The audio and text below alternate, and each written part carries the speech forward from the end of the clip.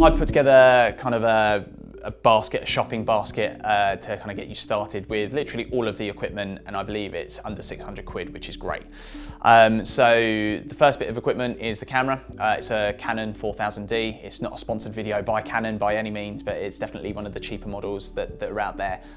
Great pixel rating, not that that matters because you're not printing the size of a billboard, but it's got all of the manual controls that you will need as explained in kind of earlier videos. It's a crop sensor, which means that the lens, which is the next thing I want to talk about, is going to be a 10mm to 18mm, which means that it's a zoom lens. Obviously we talked about knocking the lens, so just be careful on that, but it is a 10mm lens, which is fantastic. We've got a flash as well, which is by a third-party manufacturer, Yongnuo.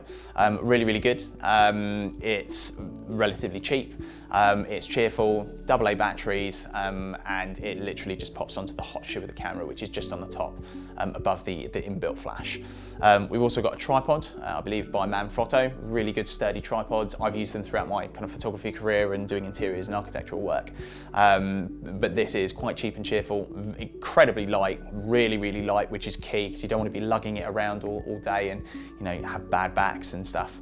And then the other bit of equipment is actually the laser measurer. The laser measurer is obviously key. We're in 2019, we don't get the tape measure out anymore. So we have a laser measurer which we just pop on the wall, and then it shoots a laser, you press the button and it gives you a reading. And that's relatively cheap as well. That's all in a basket, ready to go. There are kind of other